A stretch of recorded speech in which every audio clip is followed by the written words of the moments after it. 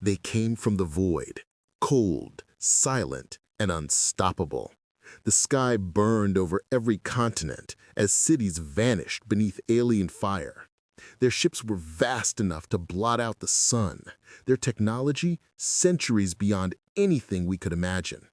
To them, Earth was just another conquest, another primitive world to be cataloged, stripped, and forgotten. But something happened that they didn't expect. The humans didn't run. They didn't kneel. Even as the oceans boiled and the skies turned black, they fought back. In labs hidden beneath ruined cities, scientists whispered of impossible machines. On the front lines, soldiers who had lost everything still refused to retreat. And somewhere in the ashes, humanity remembered what it meant to burn brighter than fear. For the first time in galactic history, the invaders hesitated. They had faced countless civilizations, but never one like this. Because humanity doesn't surrender, we adapt, we endure, and when pushed to extinction, we evolve. So when the aliens looked down on the last human stronghold and saw fire rising instead of smoke, they finally asked themselves the one question that would haunt the galaxy forever. What happens when the prey learns how to hunt? If this gives you chills, like, share, and subscribe. Humanity's story is just beginning. The world had grown quieter in the years before the invasion, a strange, uneasy calm after decades of chaos. Cities hummed with life again. Children played under artificial skylights. Farmers used drones to coax green from scorched soil.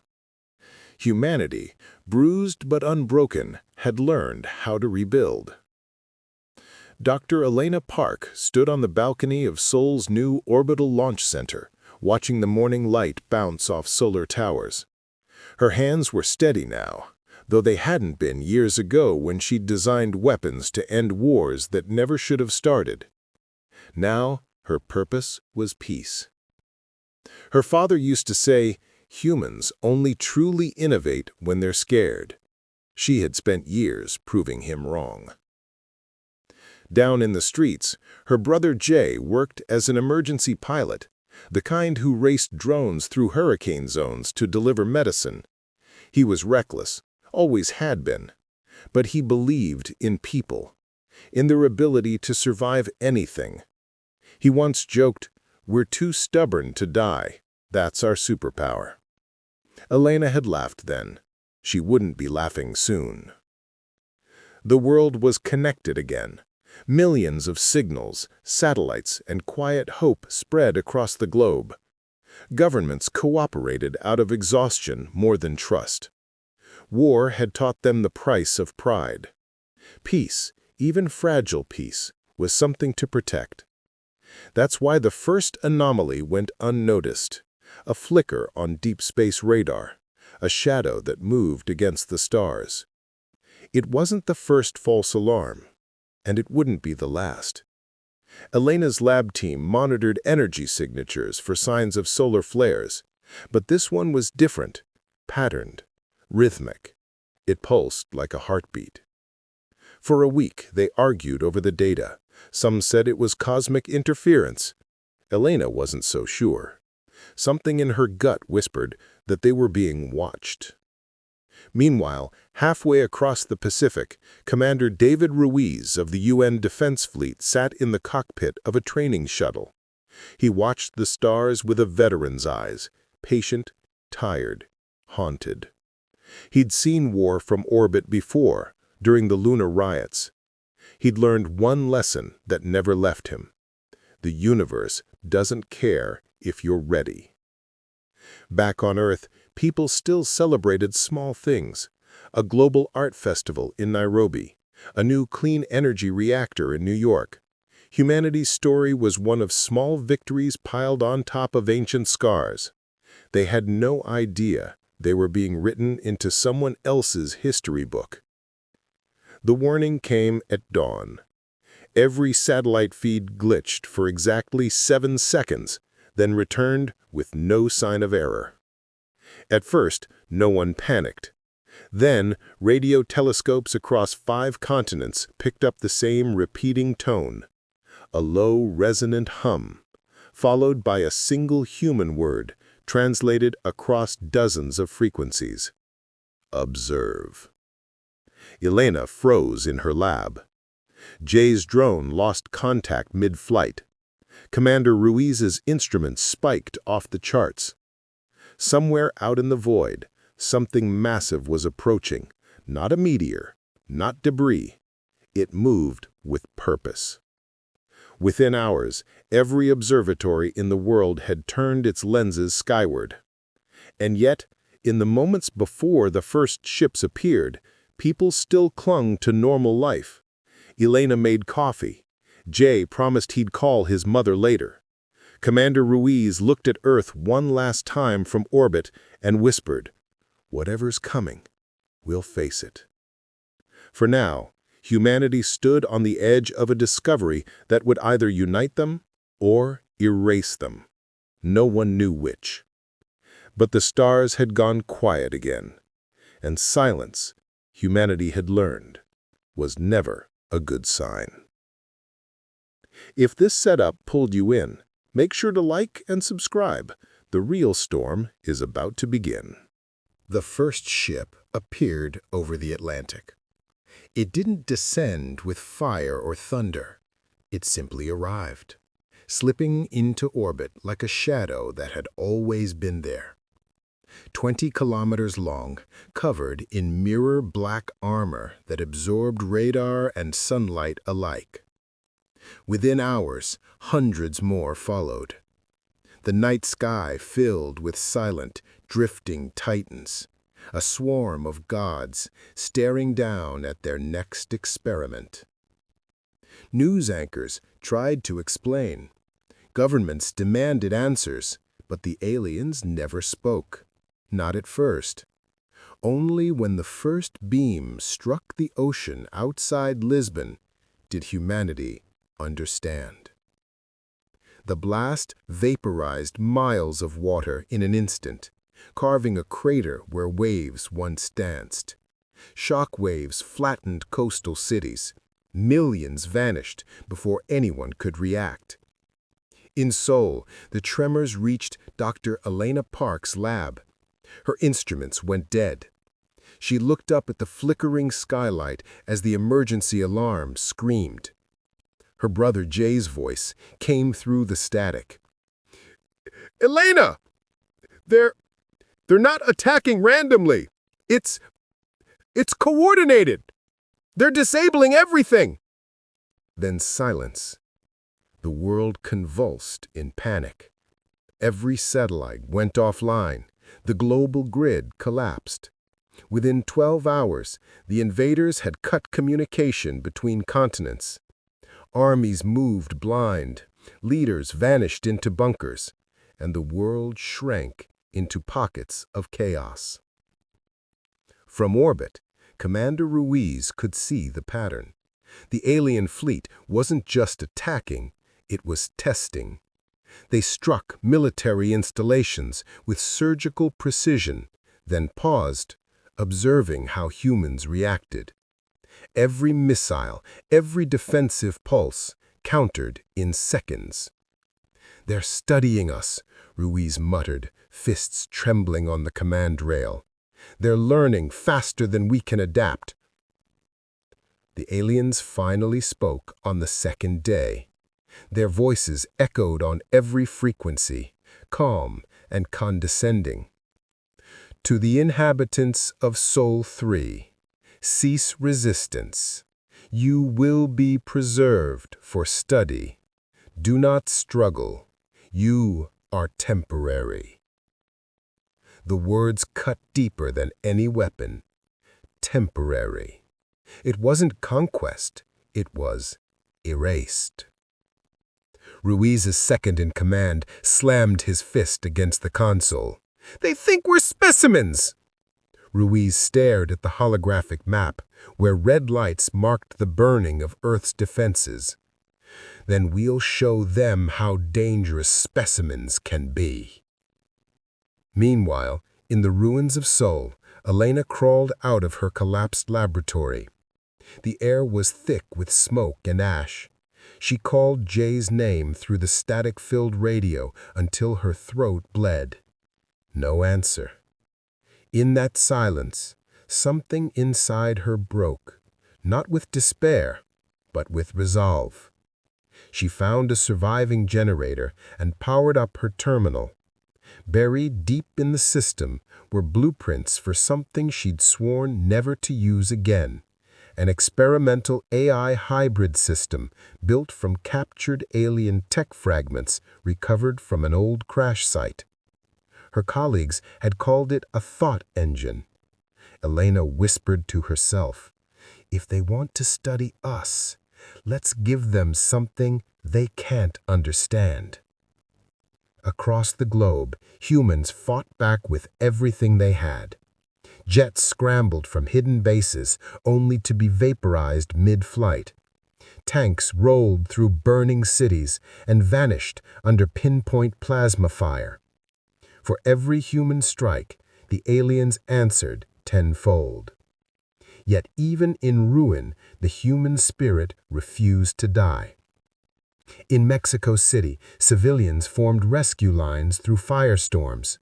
In Nairobi, engineers used scraps of drones to rebuild communication links.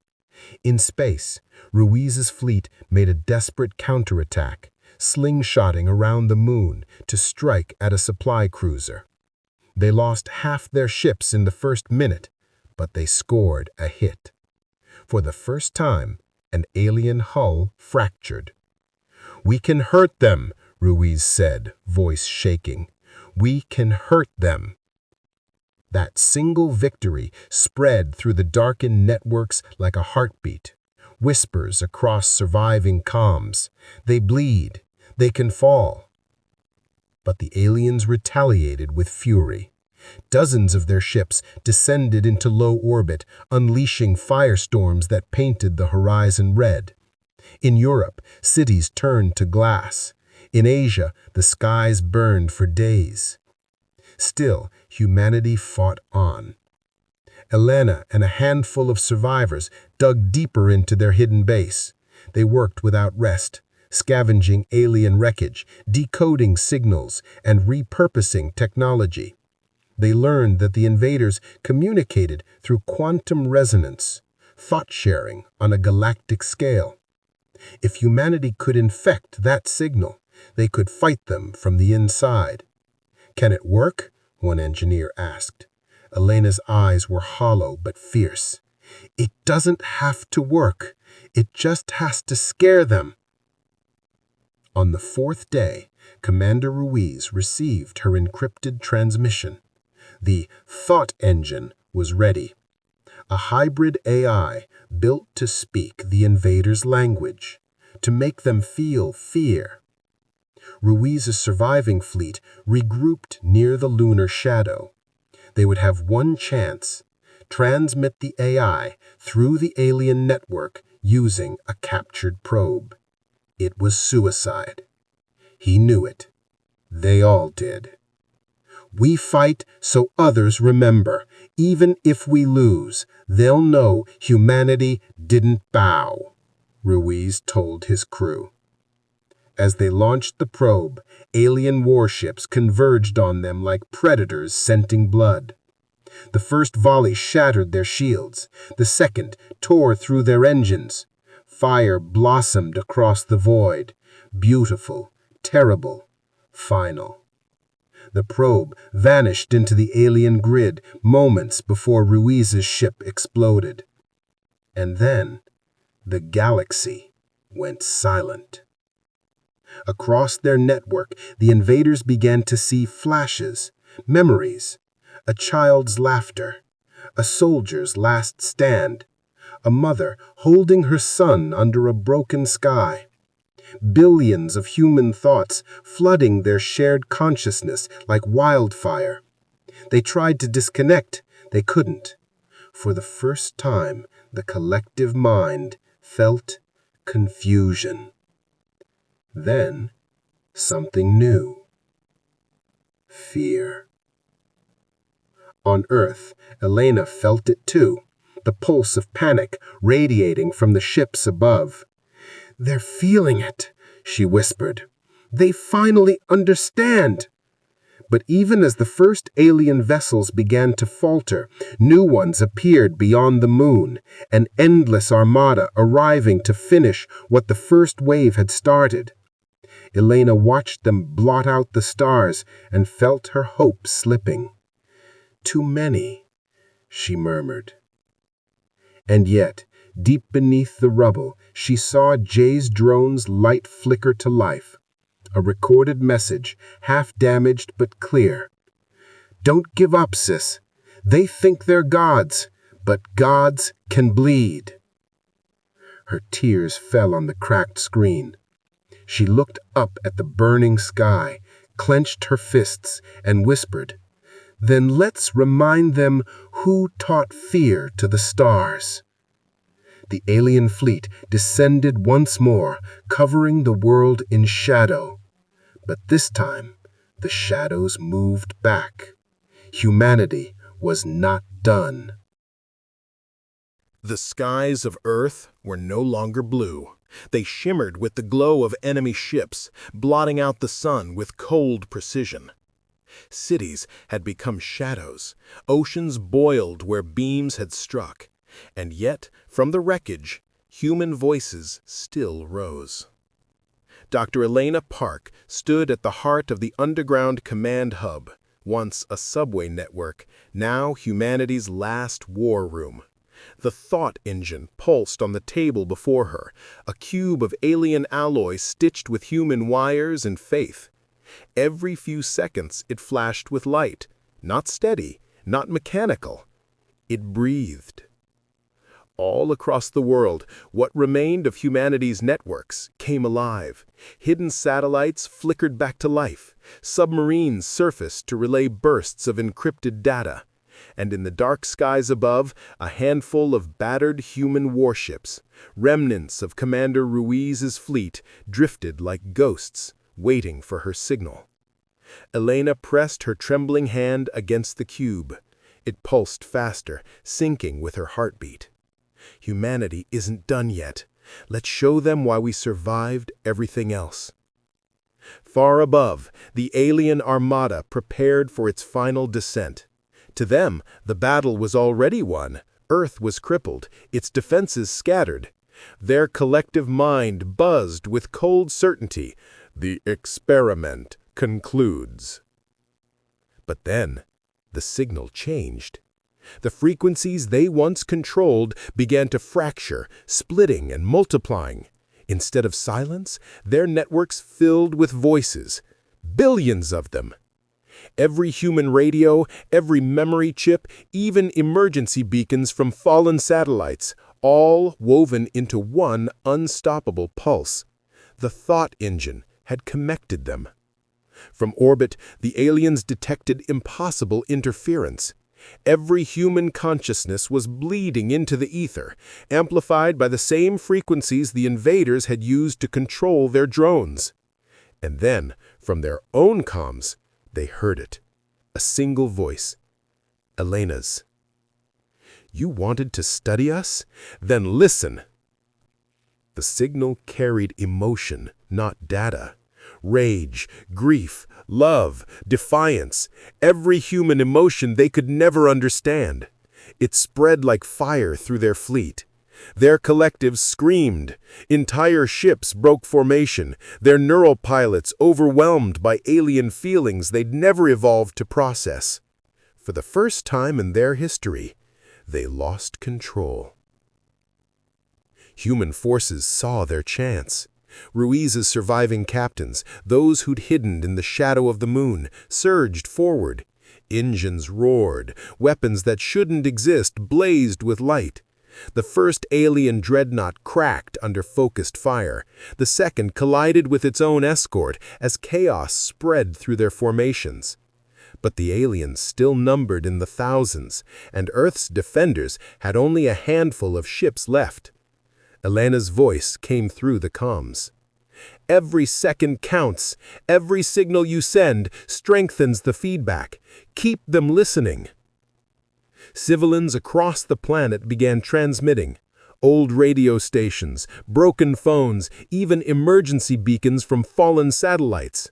Human stories filled the void, songs, prayers, cries for loved ones. Together, they became something the invaders couldn't quantify: hope. But the aliens adapted quickly. They began purging infected ships, severing links to stop the psychic contagion. One by one, the lights above Earth began to stabilize again. Inside the underground hub, alarms blared. The thought engine was overheating, its core fracturing. If it failed, the connection would collapse, and humanity's last stand would end.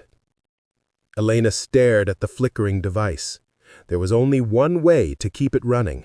She had to merge with it completely. Her assistant grabbed her arm. "Elena, you can't! The neural link, it'll kill you!" She smiled weakly. "Maybe. But if it works, it'll make sure they remember us." She stepped into the interface chamber, cables wrapping around her arms, her neck, her temples. The cube flared, and for a heartbeat, the world went still. Then light exploded outward.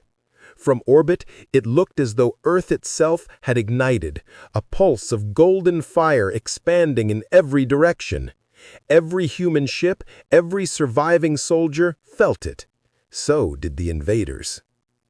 Elena's consciousness merged with the thought engine, and through her, humanity spoke as one. "You wanted to understand us. Here's the truth. We fear, we bleed, we break, but we learn. And when you take everything from us, we become something you can't destroy." Her voice echoed across the stars. Alien ships began tearing themselves apart, their neural pilots overwhelmed by alien emotion they'd never evolved to process. Others fled, not retreating tactically, but running, terrified. The great armada that had silenced 100 worlds turned away from one small blue planet and ran. Hours later, the sky was clear for the first time in weeks. Ruiz's remaining fleet drifted in orbit, scarred but alive. Down below, survivors stepped out from the ruins, staring at the dawn breaking over scorched horizons. The air still smelled of ash and ozone, but it was their sky again. In the ruins of Sol, where the command hub once stood, there was nothing left of Elena. Only the shattered remains of the thought engine, its core still faintly glowing. And as the sun rose, the device pulsed once more, like a heartbeat. Ruiz watched from orbit, whispering, "She did it." But before he could give the order to return home, sensors flared. A massive energy signature appeared beyond the edge of the solar system, bigger than anything seen before. Dozens of alien signals converging. The crew fell silent. One young officer turned to Ruiz. "Sir, is it over?" Ruiz looked at Earth, then back at the stars. His voice was calm, steady, proud. "No, but now they know what we are." Far away, in the cold dark between galaxies, the surviving alien fleets regrouped. Their commanders spoke in tones filled not with contempt, but fear. They were supposed to be primitive. They were supposed to break. What are they? And the only answer that came, whispered across fractured neural links, was a single trembling phrase. "They're human." The war wasn't over. It had only just begun. If this gives you chills, hit that like button, share it with a fellow believer, and subscribe for the next chapter of humanity's fight among the stars. In the weeks that followed, the world began to remember how to breathe again. The alien ships that hadn't fled now drifted lifeless in orbit, their black hulls scorched by the very energy they had unleashed. Teams salvaged what they could, fragments of technology, shattered alloys, data cores humming faintly with whispers of a civilization that once saw humanity as insects. Earth was scarred beyond recognition. Cities were gone, oceans poisoned, skies torn apart. But beneath the destruction, something unbreakable had survived. Across continents, people rebuilt, not with despair, but with purpose. They had seen the face of extinction and refused it. They had learned that unity wasn't an ideal, it was survival. No more nations, no more borders, just one species, scarred, defiant, and awake. In Seoul, a memorial stood where the command hub had been. It wasn't made of marble or steel, but of the melted remains of the thought engine, fused into glass that shimmered with golden veins. Every hour, it pulsed once with light. A heartbeat. Elena's heartbeat.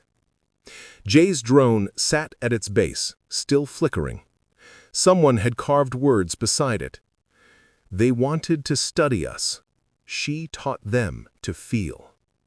Commander Ruiz, now Admiral of the Unified Defense Fleet, watched from orbit as a new station took shape above Earth. Half human, half alien in design. Sleek, efficient, alive. It wasn't a weapon. It was a message. We're here. We survived. And we're not afraid. The galaxy, once indifferent, had turned its eyes toward that tiny blue world again, not in arrogance, but in caution. Where there had been silence, there were now transmissions. Some were threats. Most were offers. Trade, dialogue, cautious greetings from species that once called humanity primitive. They wanted to understand the spark that made humans impossible to predict, impossible to conquer. Ruiz recorded his final log before stepping down from command. His voice was steady, but there was something deeper beneath it. Awe. He said quietly, "We were never supposed to win. We were supposed to vanish into the cold like 1,000 others before us. But somehow, we didn't. Maybe it's because we fight harder, or maybe it's because we remember. Every loss, every sacrifice, every spark." He looked out the viewport at the stars, the same stars that once held their executioners. Now, they looked different, smaller. On the surface, children born after the war played beneath skies slowly turning blue again. They didn't remember the invasion, but they grew up hearing stories of fire, courage, and a woman who spoke to the stars. And every night when they looked up, they swore the constellations pulsed, as if the universe itself had learned to listen. Humanity has changed. They were no longer hunted. They were a warning, a promise. Because in a galaxy of ancient empires and forgotten gods, one truth now echoed louder than all others. You can break their cities, you can burn their world, but you can never kill the spark that makes them human. And somewhere, far beyond the rim, alien fleets that once spoke of conquest now whispered a new name, not with scorn, but with fear and respect. If this story left you with goosebumps, like, share, and subscribe, because this isn't the end of humanity's story. It's only the beginning.